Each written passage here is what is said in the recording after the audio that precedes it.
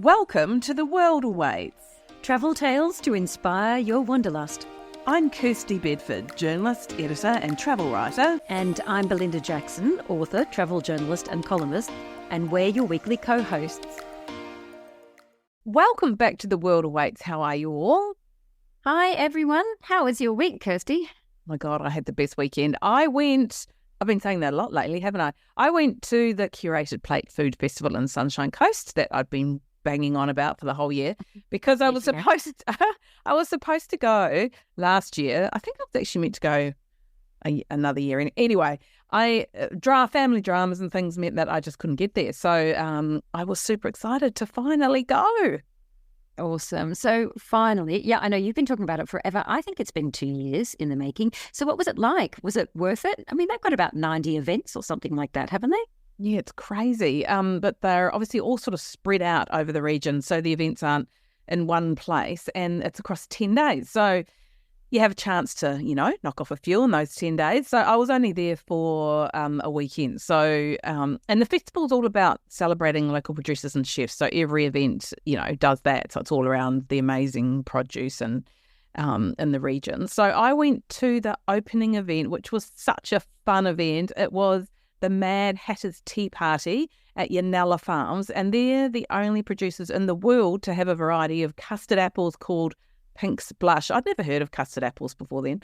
I was going to ask, how did you find them? Yeah, because they're not common. No, they're not common, and they're not actually apples. But they also produce lychees and dragon fruit. And so, anyway, we weren't there just eating custard apples and lychees and dragon fruit. Although there were lychees in the gin cocktails, but we basically all sat on long tables under the lychee trees, which is so pretty. They're such pretty trees. And we ate sweet treats they were all made by students of the local high school. So, and they served the food as well, which was really lovely. And it was so beautifully presented. And we just sat around and drank gin cocktails, and it was all curated by the very charismatic Martin Duncan, who's a bit of a celeb up there, and he's a tourism consultant and a chef, and he's just a really fun commentator. So that event sold out like within a matter of hours. It apparently always does. So really, for next year, put that one on the list, people, because that was such a fun event. Oh, that sounds awesome! Mad Hatter's Tea Party. I wouldn't have thought, being served by a bunch of kids, high school kids. It's got a lot of different things going on there. Delicious lychees. Did you go to any other events? Yes, so I went to 2 other events. So I also went to a gin masterclass at Canefields Distillery. So this is such a cool story. This is a really new distillery. So the Canefields themselves have actually been in the family for more than a century, and the property had been sitting dormant for a number of decades. And then this new generation came along, Luke and Kylie Farrelly, and they decided to make sugarcane spirit. So it's a bit like a rum, but they're not allowed to call it that. And Kylie, so Luke sort of works the land, and he's does a lot of the stuff on the property, and Kylie went and self-trained. Well, she went and got her qualifications and learnt how to make this sort of spirit. So it's incredible, such a cool team, and the fact that they've done this. So, and they had their little dog sitting there whose name was Spirit. He was so cute. So Luke took us on a tour and basically explained everything about the cane fields and he talked about how selling the spirit is really just a way for him to make sure that they can plant more cane so that they can keep that family legacy going. I love that so much. Oh, that is awesome stories. Yeah, it's funny, those cane fields are they're so iconic, aren't they? They're so Queensland. I grew up amazing, cane fields, and they just I was about to say they've been there for a very long time, but that makes me sound very old. Any other stories that you? Well, the other place I went to the Taste Queensland Sunshine Pantry. That's what it's called. And that's where they have sort of a whole lot of stall holders. They had about 70 stall holders there showcasing their produce. So everything from Mullaney chocolate to honey and coffee and more gin. And the celebrity chef Hayden Quinn, I don't know if you probably remember him, but he's the one who's known as the surfer chef. He was there doing a cooking demonstration, and he's actually also a marine biologist. And so, yeah, that was, and he's a great. He's really fun. So that was added a really nice element to that event, which was partly out in the sunshine, and then all the storeholders were sort of undercover. So that was a great one to get to too, and definitely a good one to put on your list if you're going to head up there next year. Wasn't the Hayden Quinn Surfing the Menu? That was his book, I think. Yeah, part of it. So it doesn't surprise me he's a marine biologist as well. It sounds like so much fun. And I saw a very cute reel on your Instagram about the new farm stay that you were at. I know. So this farm stay, they actually started it during COVID. So not very many people have stayed there because obviously, you know, we had a number of years of people not being able to get up there, and then that impacted the marketing of the property. So it's a gorgeous little farm, and it's called Seven Peaks, and so it's in the hinterland, and there are all sorts of farm animals for you to walk around and meet, like horses and goats. And if you check out my Insta, you'll see a cheeky little goat that came up to us. And there are 6 individual villas, and they're inside. They've got these just sprawling spaces, open planned lounges, and they've got like a wall of floor to ceiling glass windows where you can just look out over the farmland and, you know, watch the cows just hanging out. So it's just a really pretty locale. So really lovely for a quiet, romantic farm stay, and I'll be doing a few stories on the trip, so if you want to keep posted, just head on over to my Insta at Kirsty Wrights. And what about you, Belle? Tell us about your week. There were no romantic farm stays in mine. I don't know. I've got a part of travel coming up and going up to Bright in a couple of weeks, so I've been planning that one. What did I do around town? Le Meridian, the hotel on Burke Street, has opened. It's has got a new chef in there in its signature restaurant, which is called Dolly, and the chef Hervé Bourrini is from Bordeaux and brings all of that French fabulousness, which is very pertinent because everything France at the moment is totally hot. So they've been doing. Also sorry, talking about everything in France being totally hot. Didn't you also say that chef himself? Do not stop it.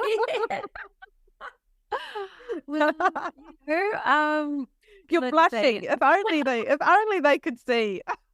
Yeah, that's why we don't do Zoom, damn it. Why we don't show you the video from when we recorded. Yes, very fabulous, very French. And as I said, everything is hot from France at the moment. We have a saying, I worked in interior design writing for a long time. We always say it in French, it always sounds better.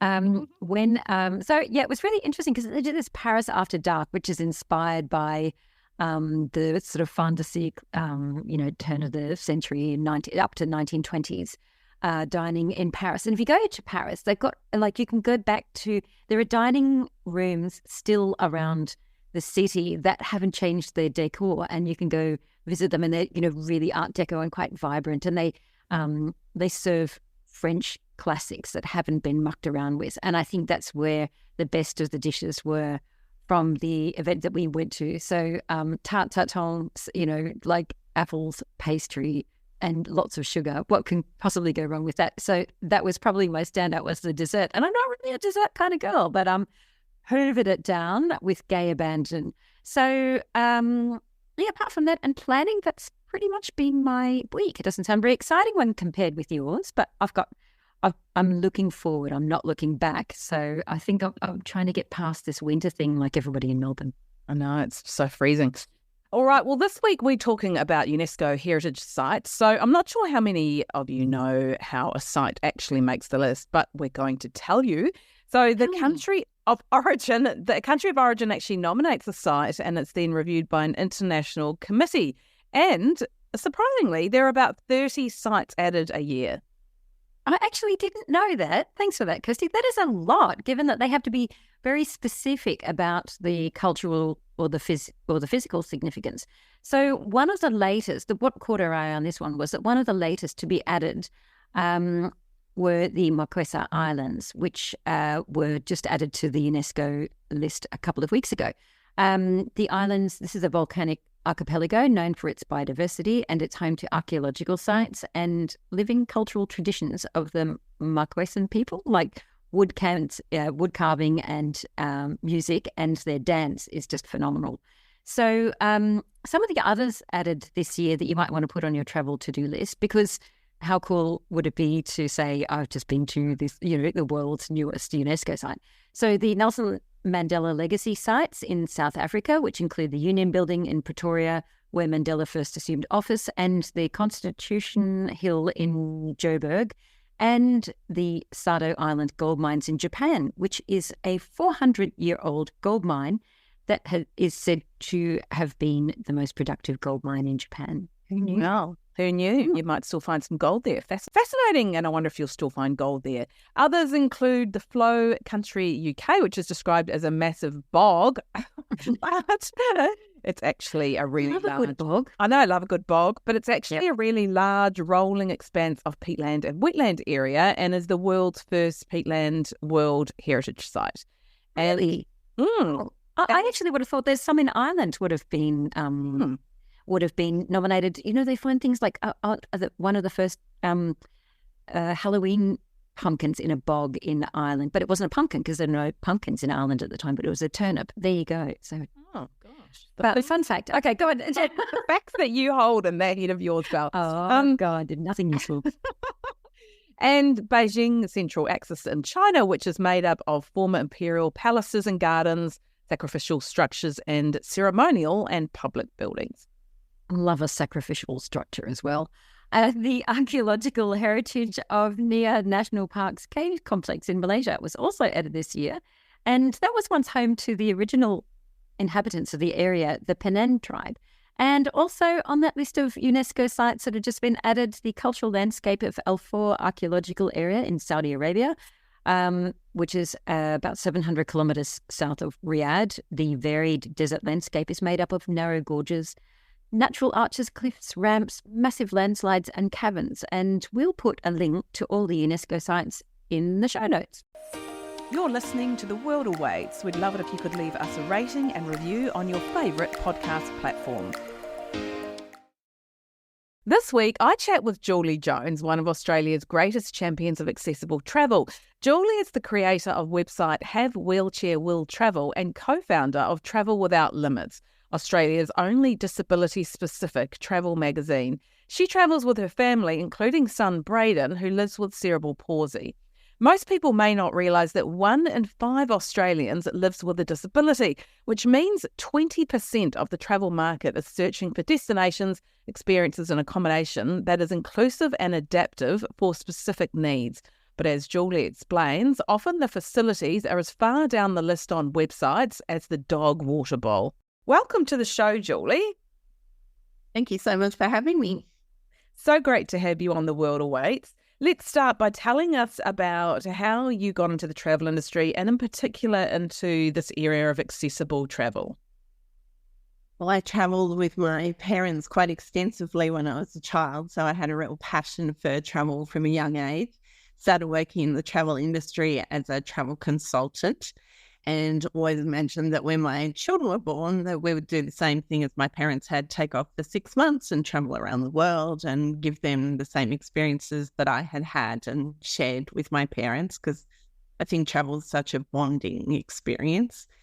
And when my son was born with a disability, we were sort of thrown this massive curveball of, well, how are we going to do it? And I was still working in the travel industry at the time. And then over time, I guess we felt like we couldn't just spend our lives doing therapy and being totally engrossed in, the world of disability. And so we started to do small trips, and I guess our confidence built and we did more trips. And then the impetus for me to sort of get more involved in the accessible tourism industry came from a trip to the US that we did.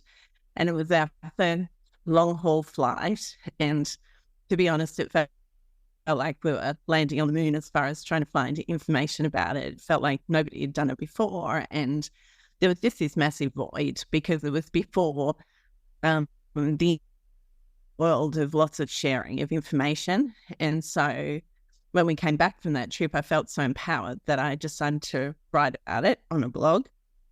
And so that was the birth of Have Wheelchair Will Travel. And then after that, it felt like we needed more. There was nothing mainstream media. And I think that for me as a parent of somebody living with a disability it made me feel quite isolated. So when Braden was younger, all we saw in the media or in stories, if you picked up a travel magazine, was families climbing, mountains, families walking along the beach, all the things that we couldn't do with a wheelchair. So it really made me want to write for some mainstream publications about it, which I started to do. And I guess from there, it's just snowballed. Yes, and understandably. Can you just tell us a little bit, for those who don't know, about Braden's disability? Yeah, so Braden had a very uneventful start to life, and his disability kind of unravelled over time. So he lives with cerebral palsy, which they think either came from deprivation of oxygen when there was a kink in the cord for a short amount of time, or maybe a small clot that came through. So it wasn't evident in the beginning. And by the time, I guess, his needs became more clear, and so he needs a wheelchair, he's nonverbal, needs help with all his daily living needs. So when we travel, we sort of have a lot of extras with us and a lot of extra consideration. I just think it is remarkable what you're doing, and a lot of people would have a child with a disability and all of the challenges that, like you say, that come with that. And gosh, to be able to still fulfill the dream of how you want to live your family life is just so admirable. Can you explain to us, what does it mean? What does accessible travel really mean? Because a lot of people might just think wheelchairs, but it's a lot more than that.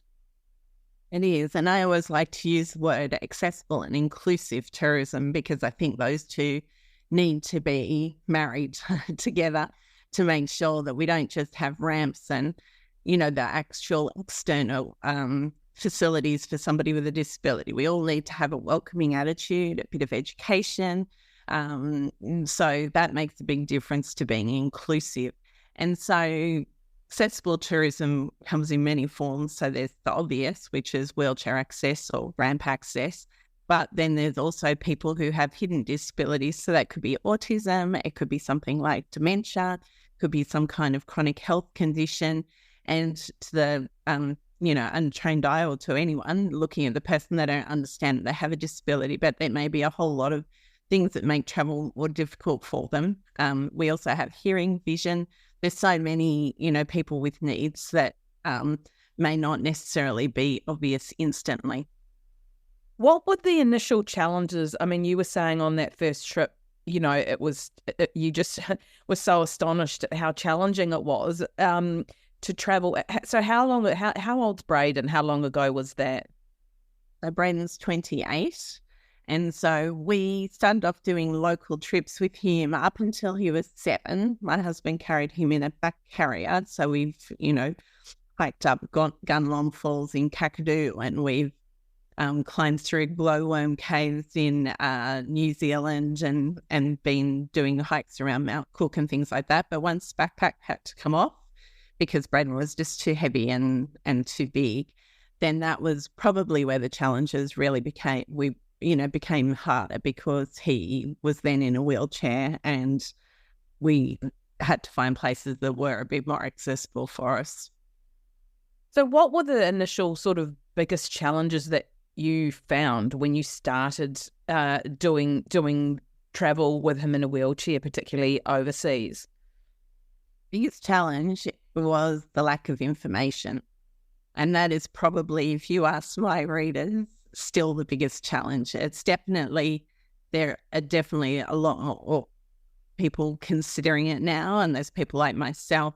There's some US bloggers that are providing information, and things like the Year of Accessible Tourism in Queensland last year shone up a spotlight on the fact that there was a lack of information, a lack of imagery that was, representative of people with a disability. So, but there's still not enough. And people will tell you something's wheelchair accessible, or tell you that it's accessible, but I would always say, show me the access, because what's accessible to one person may not be accessible to another person. So even two wheelchair users might have very different needs. So my son Braden can get up out of his wheelchair and walk with assistance. So we might do a certain number of stairs with him, but somebody else may require a hoist to be to get in and out of their wheelchair, and therefore once they're in their wheelchair for the day, unless they've got access to a hoist, that's it for them. So it's a really, we need to look at everyone as an individual. So what are the other, big things that we need to do? I mean, obviously you're doing an incredible amount of work in regards to actually filling that void that you found of a lack of information and ensuring that other people have that vital information so they know. But what else can we do as an industry to make sure that, or what needs to be done, or what can the industry do to start actually just taking small steps even to make significant change? I think exactly what we're doing today, talking to people about what their needs are, what accessible tourism is, what inclusive tourism is, and making sure that any decisions that are being made by an organisation, by an airline, by anyone, includes people with a disability. So as an example, there's a new airport being built in Sydney, and I'm hopeful. I've had an initial conversation with them when I started their planning, but I'm really hoping that they're heavily involving people with a disability to ensure that they're getting the feedback that they need. So it's making sure that people with lived experience are involved in the planning of anything that's going forward. And if an organisation is looking at being more accessible and inclusive, including people consulting with people that do have that lived experience so they can get a better snapshot of what's needed. Yes, and that's absolutely, that's makes perfect sense, because how can anyone who hasn't lived that understand what's actually required? So what are some of the key messages that you want people, I mean, you've already covered off some of these, but that you want people to understand around the importance of accessible travel? It's really important to listen to the needs of people with a disability. That's probably one of the greatest things. Be proud if you do have accessible facilities, be proud of them and showcase them on your website. Have information really easy to find for people. Like I will find information under frequently asked facts, and it could be under whether they provide it could be as low down on the list, the access information, as under whether they provide a dog water bowl. So it doesn't make me feel very welcome if that's where my priority of access fits. So, and I think the other thing we need to understand is that if we provide access for, say, in this case, a wheelchair user, we're providing access for mums with prams, we're providing access for elderly people that might not be able to manage stairs anymore, we're providing access for that person that's broken their leg and is temporarily on crutches. So if you put infrastructure in place, it's not just for a niche audience, it's for a much bigger audience. And considering 1 in 5 Australians identify as living with a disability, that's quite a big, lot of people that you're helping. And also, why should someone with a disability miss out? I've seen the images that you have of, posted around, and your stories of Braden, and he looks so happy when he's out travelling. I mean, it's remarkable, really, and it feels really cruel in a way to deny someone that experience just because. And while he's not nonverbal, I'm sure that it's obviously evident that he loves doing it. Well, there's 2 points I'd like to make. One is that if you're denying the person with a disability access to an activity, you're denying the whole family, because not only does Braden miss out, but my daughter misses out, my husband and myself miss out, because if Braden can't do it, of course, we're not going to do it. So we're missing out, but then the operator is also missing out on our tourism dollars. So there's 2 sides to the story. And I'd also say that travel is a really great leveler. So I think most people find that when they're on a holiday, they're more relaxed, they're more inclined to engage with strangers.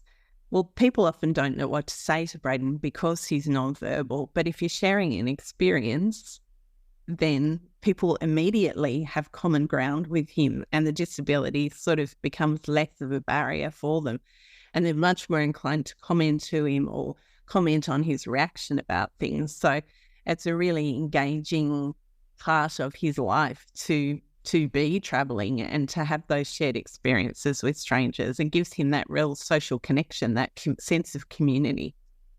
And that's so vitally important. And like you say, I hadn't thought about that, but obviously the family can't do it either. And like you say, that impacts any other children in the family and their experiences of life and yours as parents.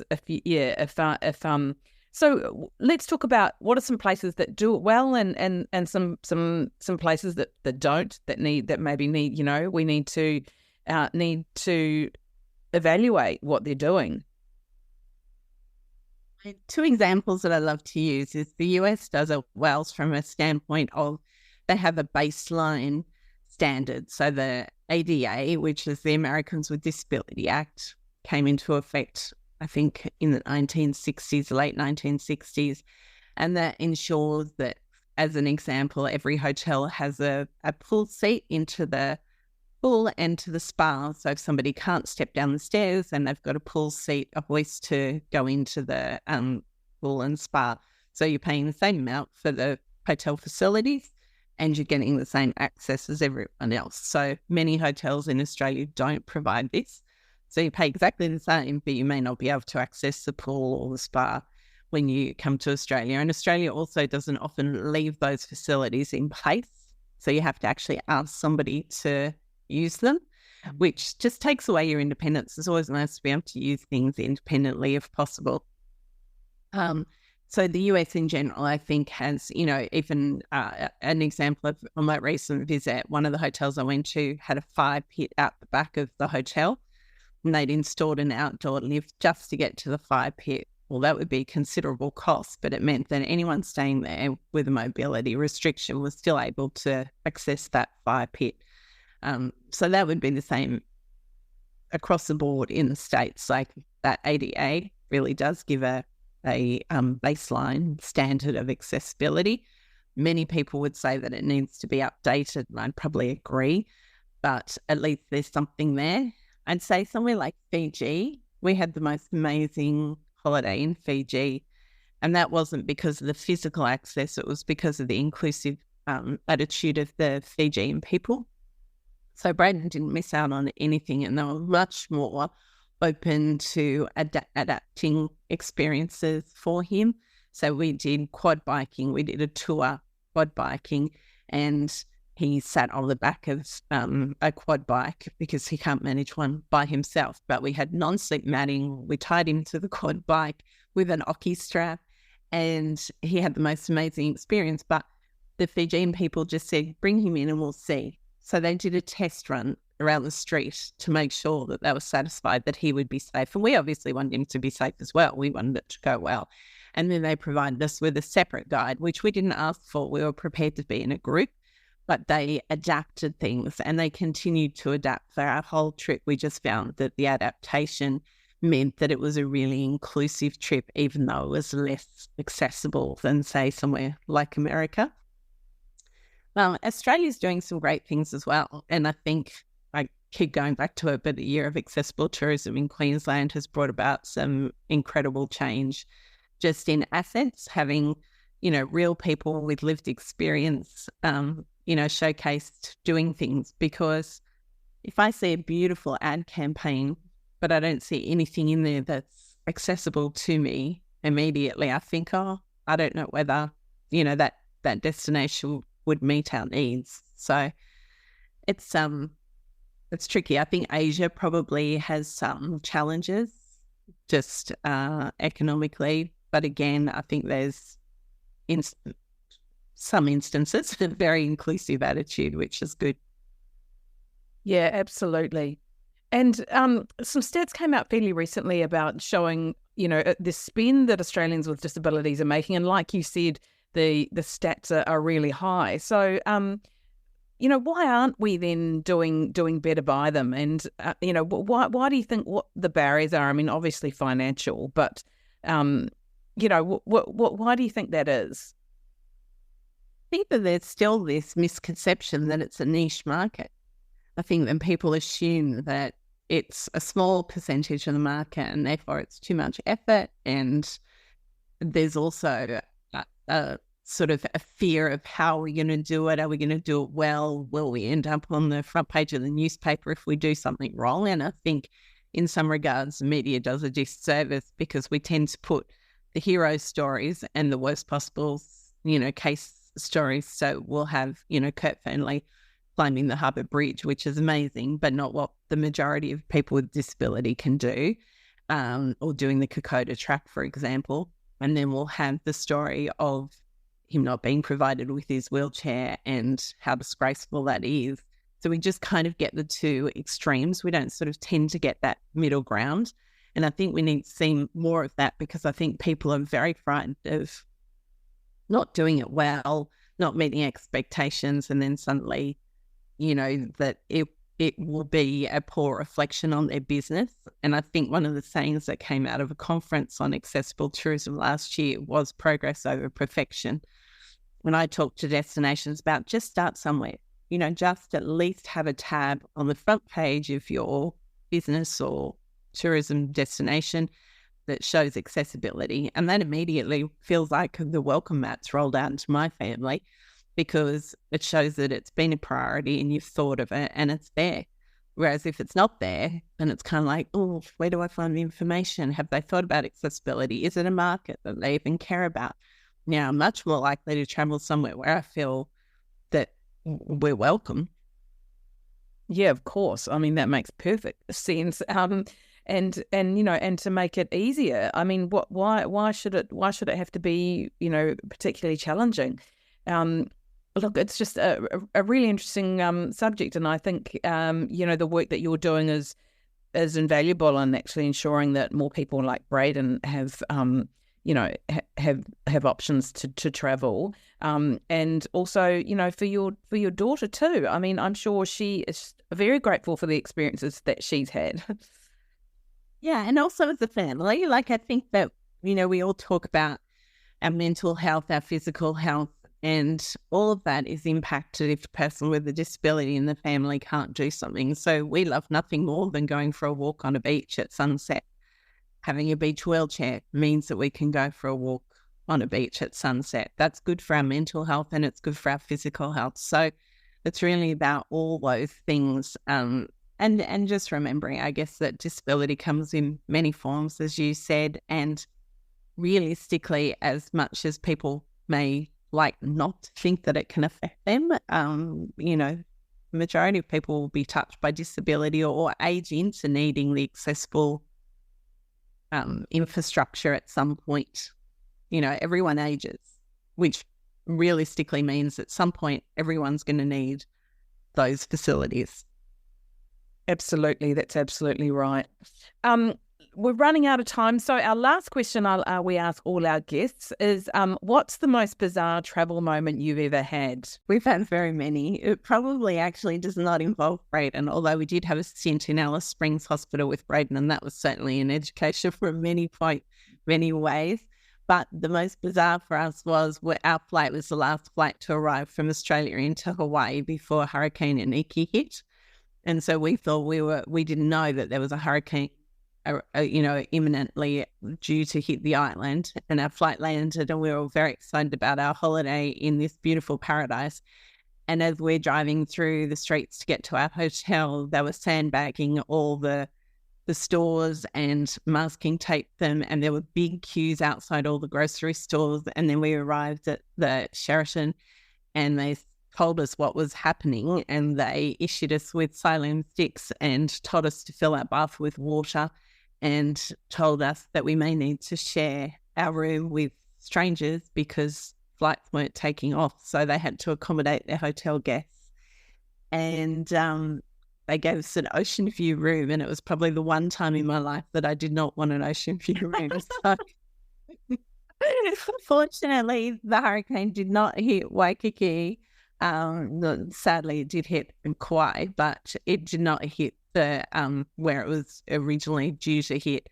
And the Hawaiians were very, very quick to mop up, and life got back to normal for those of us in Waikiki quite quickly. But yeah, it was a very, very weird experience just to see the hotel, even the restaurant there, all sandbagged and masking tape on all the windows. Look, thank you so much for your time today, and I really appreciate it, and congratulations on all the work that you're doing, really changing lives. Well, thank you so much for taking the time to actually highlight accessible and inclusive tourism. I think these conversations are so important and will change the landscape for the future, which will be really exciting for so many people. Julie makes such a good point about how travel organisations and operators just need to start making steps to assist those with a disability, whatever they are, and to take the approach of progress over perfection. To learn more about Julie's incredible work, see travelwithoutlimits.com.au.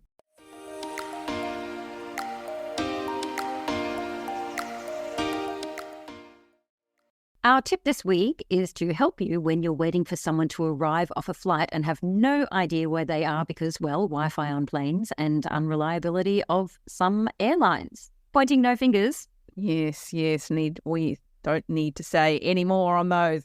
So much like the family tracking apps we all have on our phones, so you know where your kids are, or is that just me? No, it's not just you. Love a good tracking app. You can now track the flight of family and friends, and one of the best and easiest ways to do it is via Flight Radar 24. That's an app on Apple and Google Play. I think you can see it you can just jump onto the website as well. So the benefit is, of course, that you can see flights all around the world in real time on a detailed map.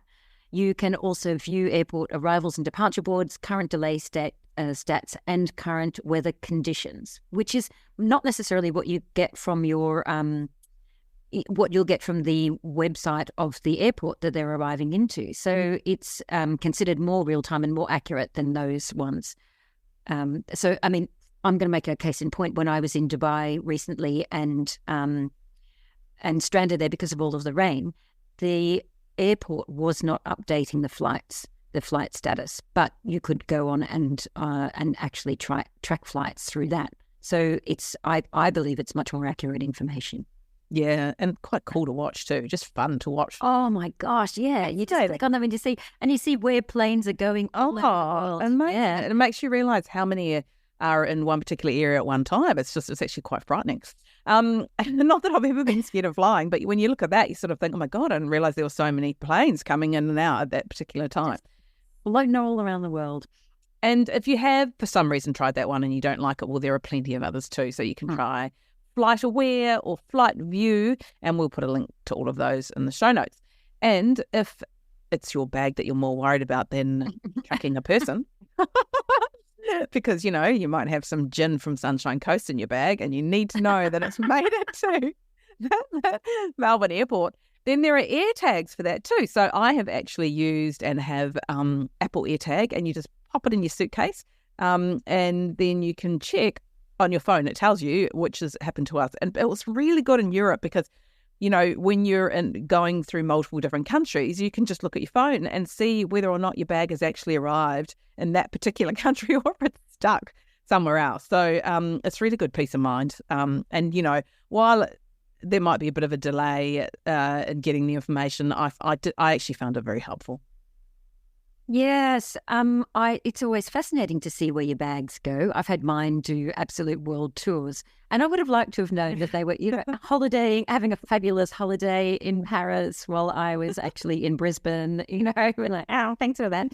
I am going to try, because I'm such an Android girl, I'm going to try out some new Bluetooth tile trackers, which is called Tiled. So these are thin trackers that you can pop in your wallet, or I think I might even stick one on my phone because, you know, my phone has had its own little adventures, although that's got a phone tracker in it anyway. So, but I might put it on my keys because I'm always losing my car keys. So they've got a couple of options, one that you can actually put on your key ring, and the other one is a narrow one that you can slip into your wallet or spaces. And so you can, you know, and same thing, open an app and track where your bag is going, if your bag is having a better holiday than you. So I'll let you know when I go to Vietnam in a couple of weeks' time. I'll let you know how that goes. Yeah, I can't wait to hear about that trip. I love Vietnam. It's been far too long since I've been back. And we'll put a link to all those radars and the AirTags in the show notes. You're listening to The World Awaits. Subscribe through our website at theworldawaits.au. Next week, we are going to India. Fabulous, hot, crazy, chaotic, absolutely addictive India. And my guest is the best in the business. We are going to have a chat with Fiona Caulfield, who is the creator of the absolutely beautiful Love India guidebook series. She's visited incredible and innumerable times, and she has lived there for many years as well. And what she doesn't know about, I've used her books actually particularly in Jaipur. What she does not know about India's craft scene is not worth knowing. She is an absolute gun on this. And, she literally has dedicated her life to tracking down some of the most incredible crafts in India. And the manufacturers, she goes back to the families that create and design some of the most beautiful things that come out of India. So keep an eye out for that one next week. Yes, can't wait to hear that. And we would love it if you would give us a rating or a review on Apple Podcasts. Click on our profile, scroll down to the bottom to ratings and reviews and hit those 5 stars. And if you're on Spotify, go to our main page and click the 3 dots under our photo. That's a wrap for The World Awaits this week. Click to subscribe anywhere you listen to your favourite pods. And where can people find you, Kirsty? I'm at Kirsty Wrights on Instagram. That's KIRSTIE Wrights, WRITES. And where can people find you, Belle? You can find me at globalsalsa.com or on Insta at global_salsa. Thanks for listening. See you next week.